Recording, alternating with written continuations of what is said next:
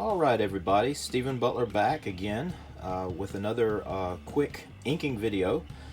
This time I wanted to show you a little bit of my inking another sketch cover commission, this time of Harley Quinn, and I believe this character here is a new character, or relatively new character, first time I'd ever heard of her. Her name's Punchline. Somebody said it was Joker's new girlfriend. I don't know. I found some reference for her online, and thank God for Google. What did we do before then? Lots of trips to the library. That's what. But anyway, the guy that commissioned this wanted Harley Quinn in her original costume that she wore whenever she wasn't created for the comics. She was actually created for the Batman animated series, and later on she was brought into the comics, but that was several years later. So anyway, the guy that commissioned this wanted her in that original costume. So anyway, that's I did a quick layout. This is basically what this is. It's not really considered type pencils. It's more of a quick layout, but it's what I use to ink from. Because I make a lot of my decisions in the inking process, and that way I can spend less time penciling it. I mean, why do the same job twice, right? Whenever you're inking it yourself. So anyway, without further ado, I'm going to get into it.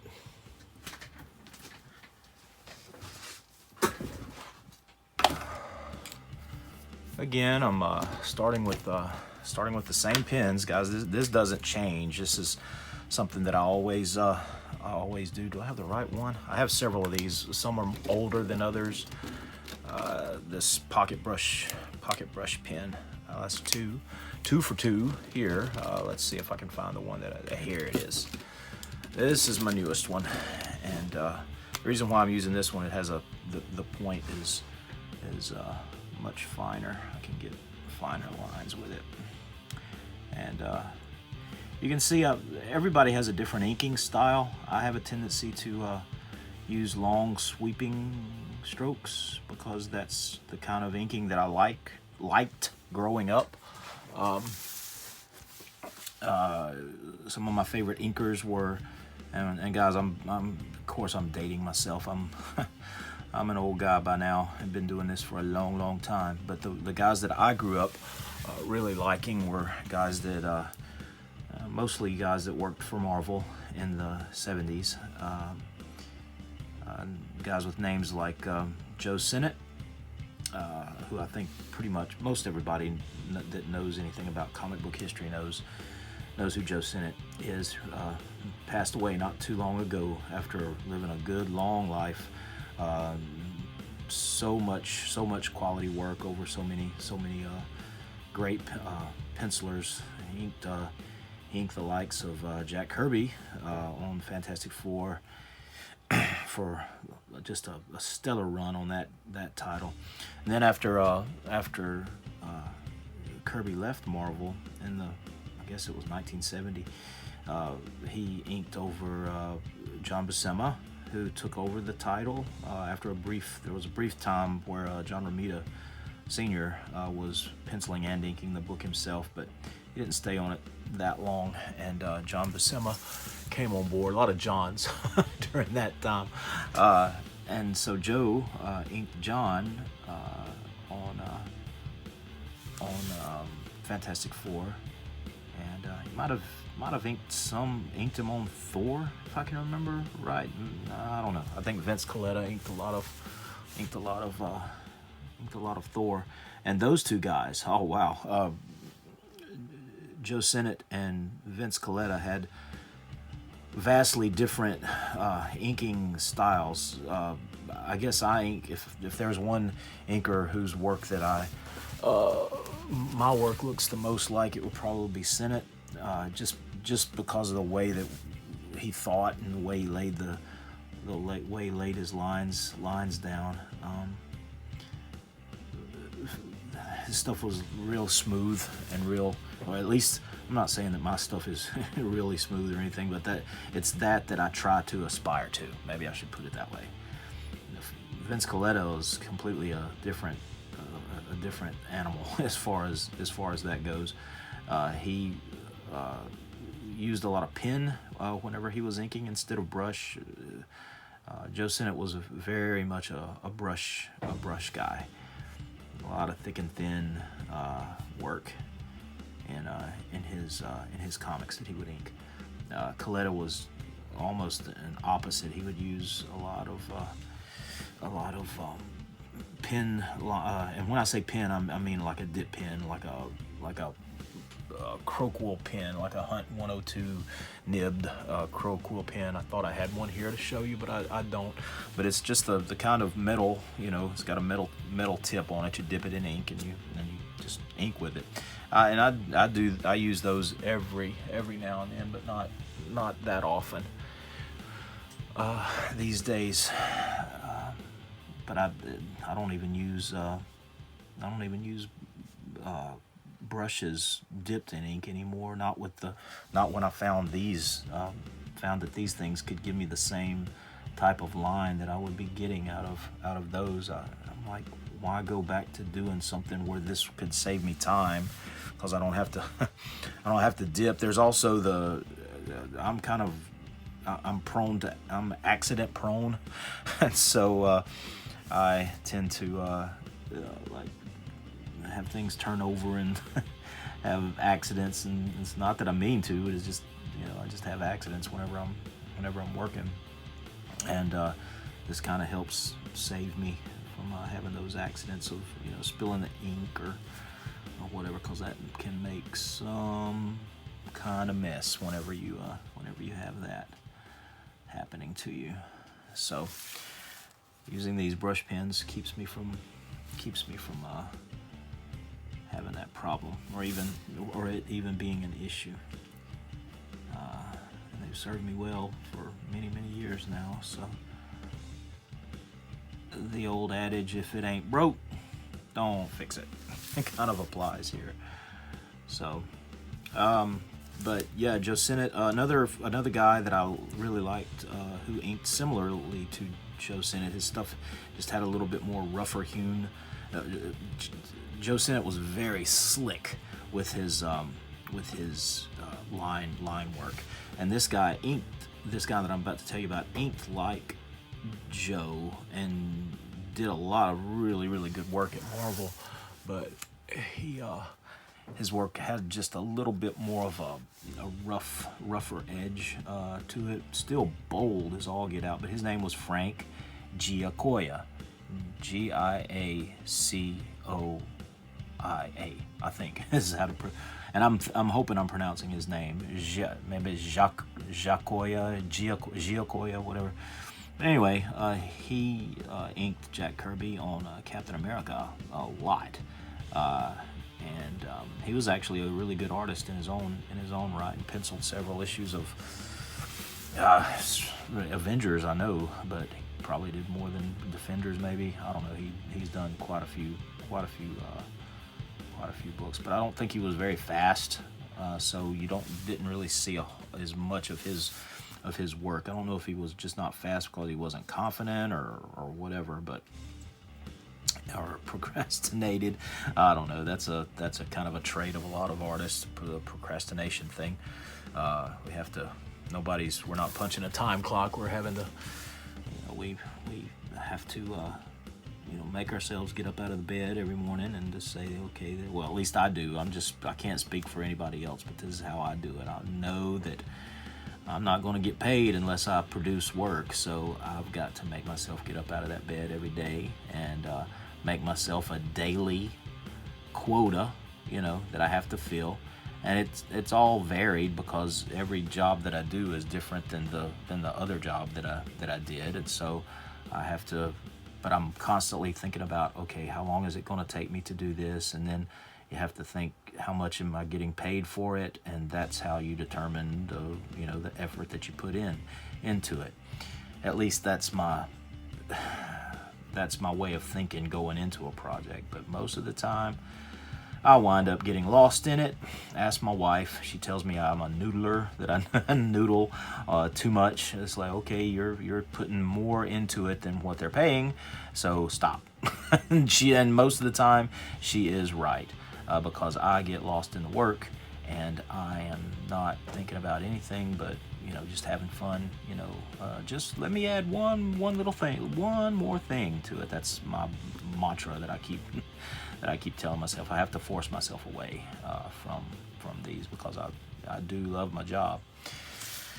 So anyway, you're seeing me here inking, laying the ink work down. And as I'm inking, I'm making decisions on how to, where the light source is coming in, and and this is like a part of her costume is like black, but I'm kind of seeing it in my head as kind of like a velvety black type, and so you're going to have light reflections coming off.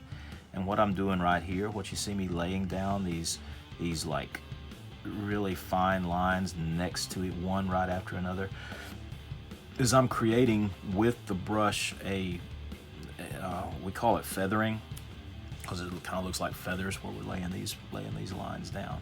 What I'm really doing is creating a place where the light is playing off an object, and you're seeing it accentuates something that's round or has corners or whatever it is. You just kind of use it to show it's like a softer. It creates like a softer edge, a softer, like where the light is shining over something, and then it goes into darkness. I hope that makes sense. Anyway, you know it whenever it looks right, and you definitely know it when it doesn't look right. So I've been doing it long enough, and have made most everything that I've learned in comics has been trial and error. Figure out if something looks right, if something feels right, then chances are I just learned to go with the gut. But I've done it so many times, I pretty much know where I'm going right and where I'm making a misstep, and hopefully knowing that, I can circumvent the mistakes a little bit easier, just because I've done it so long. And so anyway, guys, I'm just talking to fill up the time right now. Somebody said, what's your thought process whenever you're going through these? And I'm like, I don't know. I don't really have a thought process. I'm just thinking about giving the client the best job that I can, because most of the time when I do these pieces for people, and they like it, turns out they become like repeat customers, and that's what I'm looking for. I'm not working for any company anymore. I haven't worked for a company in a long time, and doing all of this for the fans, and just really enjoying doing it. And so I depend upon the fans to keep me busy. I take it back. I'm not. I am working for a company. I do a lot of work for Brian Polito and Coffin Comics. But what I mean is, I'm not working for like a corporation type company anymore. I'm not working for Marvel or DC or any bigger company like that these days. And so I rely on the goodwill and the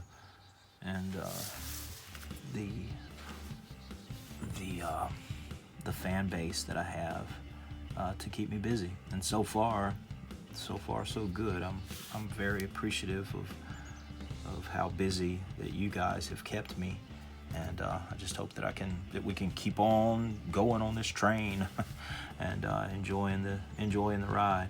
And I'm hoping that doing these videos like this helps you guys to see what I do for a living, because this is literally every day I'm doing something like this, whether it's penciling, inking, both, coloring, all of the above. There's times when all of it comes into play in a single day. And I will be coloring this later, but not in this video. I'll do it at another time. Let's see. My thing, I gotta make sure. Yes. So her costume is split between red and black, and I was just making sure that I am on the her left leg is the one that's in the black side, or that would be pretty bad if I got if I got it mixed up. Let's see. I'm gonna fill this in with black here, and then the middle of her leg, where I'm going to create that, what I was talking about up here, the soft feathering that shows an object going around, shows the roundness of an object, the sloping of an object, and I'm doing that. The same thing I did up here, I'm doing here. So, but you'll get it on this side, and then I'll turn around and go the opposite way on the bottom side, just because I want to delineate the roundness of her leg and how the light is reflecting off of her. Okay, now when I said that I'm going to do it the opposite way, here I was going this way, here I'm going to go this way. If you notice, I hold my pen or my brush or pencil or whatever it is. I hold it in kind of a weird way, and that's just the way I've always drawn. And I hold it, a lot of people I've seen a lot of people hold their, I can't do it, but a lot of people hold their pens like this or pencils, and they usually pull down whenever they're inking. But I have a tendency, well, this is how my pen always rests right here on my, instead of in the crook of between my thumb and my finger, my pen always rests on my first knuckle, well, the second knuckle, I guess, of my forefinger, and that's just what's comfortable to me. And so instead of pulling down, or I push up with my strokes. It's just a idiosyncratic thing, I guess I do. Everybody has their own way of holding pens, and some guys have some really strange looking grips that you look at and say, well, how in the world did you draw? How in the world did you even hold your pen in your hand drawing that way? Whenever I'm drawing, I kind of hold it weird too, I guess. I'll go back over something here. I usually tend to, whenever I'm laying something out, like her hair, I'll do her hair over here. I tend to get really loose with holding it. Only hold the pencil by the end, not close to the tip, if I'm just doing layouts. But if I'm doing like tight, I'm going in tight, I'll hold it just the way that I'm holding this brush here. So, not that I'm not going to be finishing this with a pencil. I'm just showing you this just so you can see how I hold my pencil or pen, I guess. So anyway, that's neither here nor there. That's just something that I do that you probably have seen just by watching these videos. Same thing here as I did here. I'm doing it with her hip, her thigh. I mean, her hip area. Because this is just the same light shining on her hip area that shine on her leg, and creates this look. I don't know if I'm gonna keep this in. It feels right here, but I gotta look at it straight up. Oh, probably not. I'll make it look like it's a fold going in like that. Now that's cool. Make the fold kind of go like this. That's a tension fold where she's twisting her body around. This is the kind of stuff I think about, and I usually think about it while I'm doing it. Problem solving, how to best convey this and make your characters act.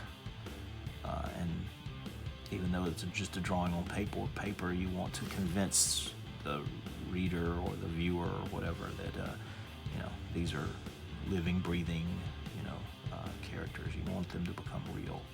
No matter if it's just a one-off pinup type thing like this, sketch cover, whatever, or if you have to create that suspension of disbelief in a comic book story where you've got to do all of the, you know, panels inside like that. So if I have anything that I miss from the days when I was working in comics, it's doing the storytelling, and I still do some. We do our own comics, but it's not nearly to the level that I used to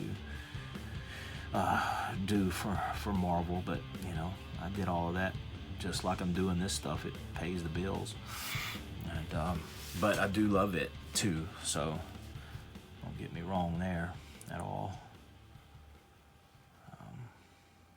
But these days it seems like doing these sketch covers and pinups and commissions for people, it's more profitable.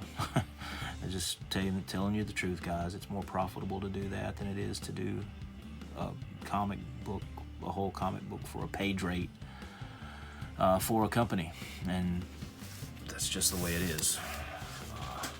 So when I do comics these days, it's comics of my own, and I've got several ideas that I've got in the plan, in the works. Different genres: superhero, horror, western, just all the different kinds of stuff that I like to do, but never really got a chance to flex and do different stuff whenever I was working for the big companies. So nowadays with social media and crowdfunding platforms like Kickstarter, Indiegogo, things like that,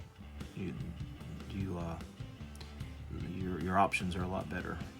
So I'm very, very thankful that those are out there. I'm thankful for you guys too for watching these videos, watching me do these drawing videos and talking about what I do. Again, I want to grow this channel, this YouTube channel, and just it's something I probably should have been doing a long time ago, but you know, I'm a older guy and not really tech savvy, so my kids are the ones that dragged me kicking and screaming into the digital age. Come on, Dad, you got to get with the 21st century. Get a YouTube channel. It'll be cool. And it is cool. I'm enjoying it a lot. It's just a new and different thing for me. It's something that I'm not used to, but I'm hopefully getting more used to as I do these things. Well, that's a half of her body already. Let's see, I want to do something a little different. I want to do a line like right here, and then I'm going to get a pen, one of my pens over here. Let's see, this one should do it. And I'm going to create a shadow back here, but I don't want it to be completely black, so I'm going to just do parallel lines going down the inside of her thigh here to create like a look of a shadow, but it's a softer shadow than a pure black shadow. All right, since I've got this is I don't know what brand this is. It's a Zebra. It's a Japanese brand. One of the many. It's a brush pen as well, but it's a disposable brush pen. So once you get done with it, and they're pretty inexpensive. I think a little over $2 for one of these things from jetpens.com, where I get pretty much all of my inking, materials, brush pens especially, but whiteout pens. There's all different kinds of things that you can that are available there. So anyway,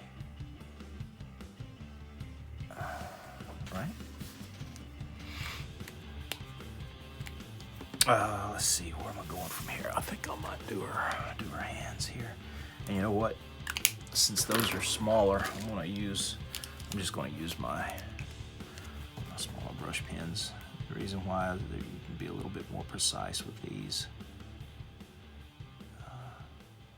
I like to use the Pentel pen for like the real thick and thin lines, and then if I'm doing like detail work, I'll switch to these. And this is a Tombow, I think. Yeah, so there's all different kinds of brands that you can get.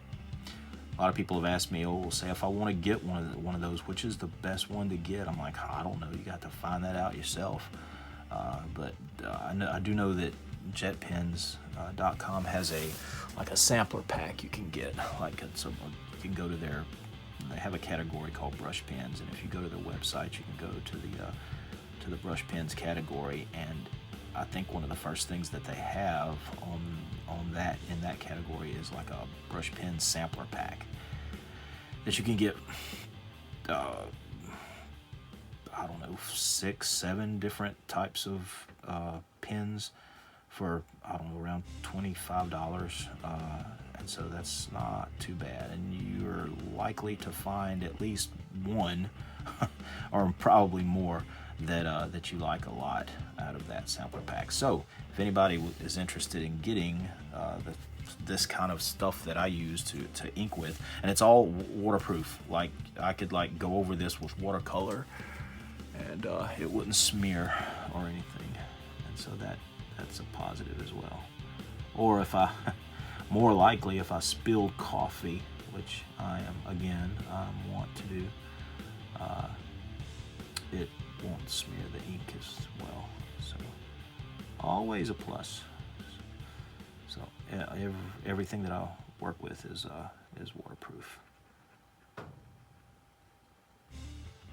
So I'm just adding the details in her costume here, and then adding some more, let's see, maybe a little shadow here to break it up a little bit of her collar that's like flipped up as she's about to swat this bat, or this mallet, whatever you want to call it. So I'm going to do another one over here. This is her collar that her like Harley Quinn clown costume collar that she always wore in the animated series. All right. Well, I might as well since I've gotten this far, I might as well keep on going and ink this face. Thought about giving her she always makes those goofy faces. I always remember her from the animated series going, "Puddin'," and "Okay, Mr. J," and things like that. And she always had, a silly look on her face whenever she would say it. But I think the guy that commissioned this, he wanted like a savage attack type thing, like where they're actually going.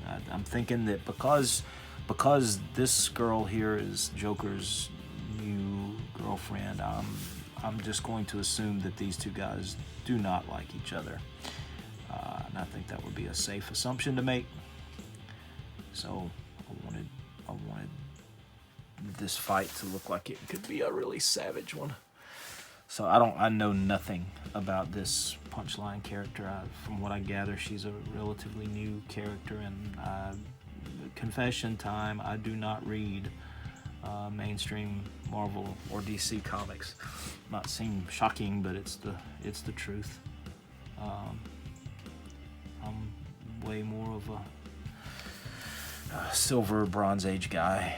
I always have been, as far as that goes. I didn't read a whole there's another confession time. I didn't read a whole lot of comics when I was working in the mainstream, mostly because I stayed busy so much. I didn't have a chance to read what else was going on. I did follow a lot of the stuff. I remember when Image Comics first came out and they made such a big splash. I remember the death of Superman. Who doesn't? But I was living through all of that. I was working through all of that. I was the Clone Saga. I remember that. I remember that well because I drew a fair portion of it, and had fun with it, no matter what people think about it.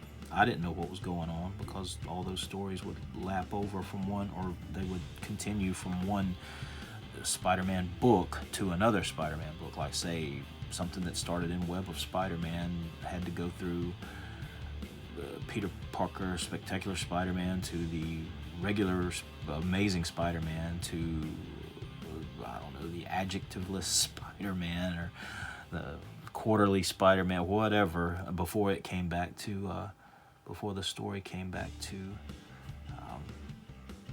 Web of Spider-Man, which was the one that I was working on.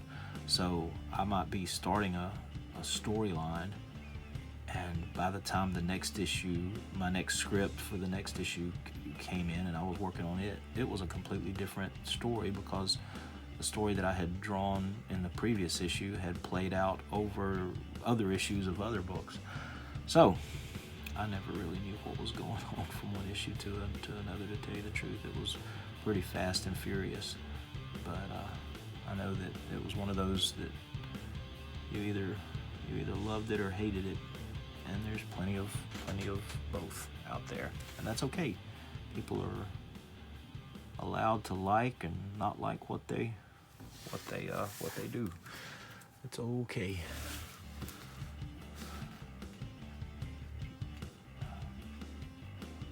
All I know, it was a wild ride whenever it was going on. And you blink your eye though, and you miss it. So it wasn't long after the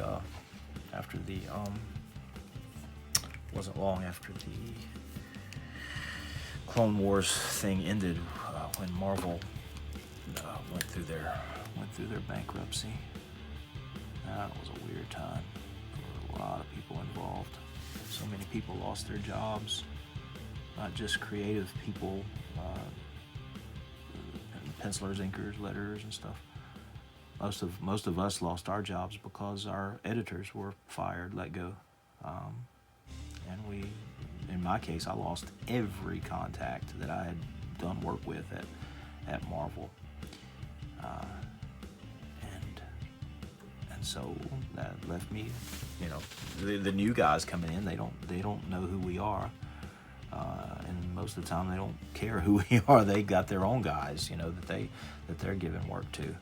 So what to do in a situation like that? Well, I gotta eat. Still gotta work. Still, wasn't like my talent level had dropped off any. So I, just started applying elsewhere and found work in several different places. Started working for Valiant Comics, which was I think Acclaim at the time. Worked for them until they folded. And then I started working on Sonic the Hedgehog for Archie Comics at the time, and wasn't long into working for Sonic whenever I got a call from, of all places, Disney Adventures magazine. This would have been 1999, I guess, and my daughter Lily was still a baby. Had just been born, actually. Yeah. Or maybe it was right before she had been born. I can't remember. But anyway, I got a call from the Disney Adventures magazine office, and I knew about. Disney Adventures magazine was that little digest-sized book that you would see in like convenience store, Walmart, like at the checkout counters at Walmart and things like that. They would be very similar to the Archie Digest books, but there was always a comic section in the back of them. They were more of a kind of not a teeny bopper, but like a preteen type magazine. At least that was their demographic, I think. And so they had a lot of news about stuff going on. This was all before Disney bought out Marvel, way before this. 1999 was whenever I was contacted by them. But they always had a comic book section in the back, comic stories of different types. And I was hired to do some of the comic stories for them. And the first jobs that I did for them was of boy bands, which were extremely popular at the time. I think the first job that I did for them was an NSYNC comic. And so, but it, you know, it sounds weird and goofy and all, but I had fun doing it because I got to actually design the look of the characters, giving them like spaghetti arms and, you know, polka dots for eyes, that type of thing. And because I wasn't a fan of the bands or anything, and I didn't really know anything about them, but you know, it was my job to make it look fun, you know, and so that's what I set out to do. And I wound up working for Disney Adventures magazine for many years, till 2005, I guess. It was my last job for them. But I did everything from, started with the boy bands and did everything, Backstreet Boys, NSYNC, everything, every other boy band in between. I can't remember all the names of them. O-Town, I remember a group called O-Town. I don't know why, but I did those. NSYNC and Backstreet Boys, I guess, were the main ones that I did. But then after that, I started getting other work, and I went from the boy bands to the actual Disney characters, like, I don't know, Beauty and the Beast and Lady and the Tramp and Tarzan. Oh man, I had fun with that. Buzz Lightyear and the Woody's Roundup, Emperor's New Groove, Atlantis, Jungle Book, Lion King,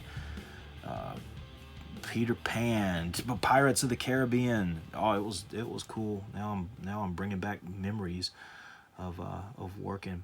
But what was weird, you know, what was really weird about that whole Disney Adventures magazine thing is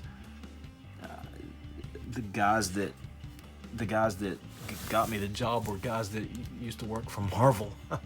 They were guys that was in the Marvel creative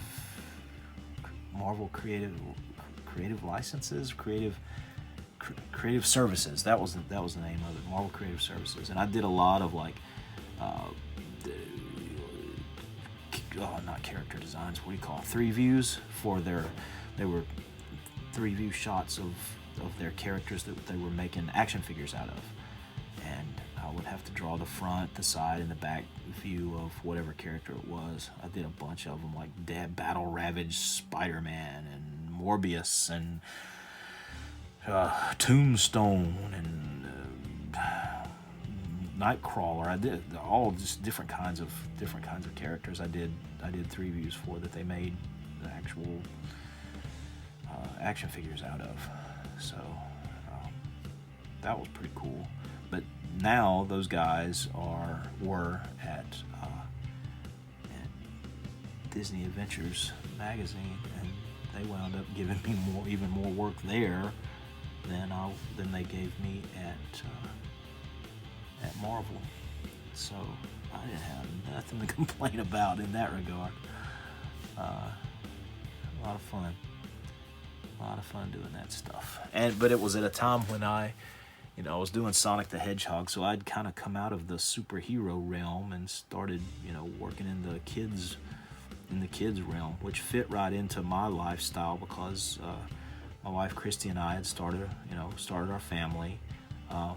She had 2 kids by a previous marriage, and then we started having our own kids, so we wound up with a house full of kids. She had 2 kids, Eric and Savannah are our oldest, and Savannah was just like 2, I think, whenever we met. And then Lily was born, mine and Christy's firstborn for us.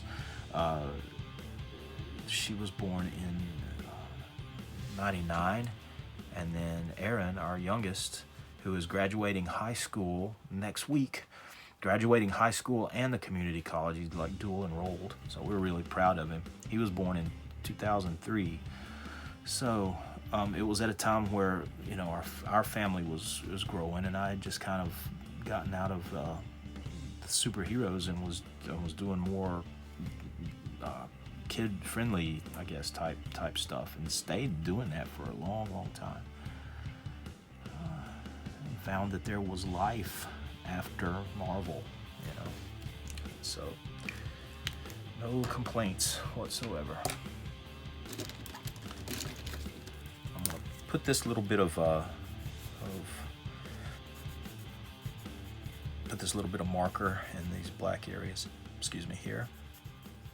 And I think I'm going to call it quits for this video. I hope you've enjoyed watching me ink this video.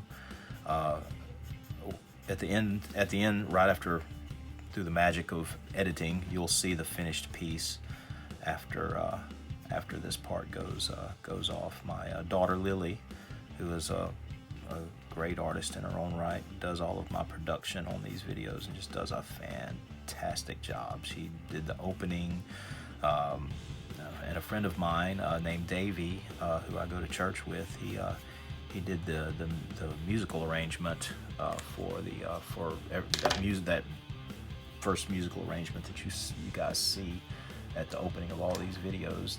They were done by my daughter Lily and my friend Davey. So shout out to both of those guys. You guys are awesome. So anyway, I guess I'm going to call this, or at least I'm going to call Harley done. I'll go ahead and ink Punchline here, and then you'll see the finished piece. Thank you so much for hanging with me, and hope you learned something. Hope you enjoyed my ramblings, because I feel like that's what I do most of the time, is just ramble on about my career and what I've done. Hopefully it's been at least entertaining to you. Thanks so much. I'm trying to build my YouTube channel, and I need you guys' help to do that. So if you like what you see here, click like, share, and subscribe. Ring a bell, ring that bell so you can get further notifications. I'm trying to put up a video per week, and I want it to be as fun and exciting for you guys as it is for me to do. So hopefully, leave me a comment. That way I'll know what you guys think. It doesn't matter if you liked it or if you disliked it, or if you have suggestions, or if you just say, hey, keep doing what you're doing. I'm totally cool with it, but I'd love to hear from you. So leave a comment in the comment section below. And I guess that's about it. Have a good one, and we'll see you next time. Thanks.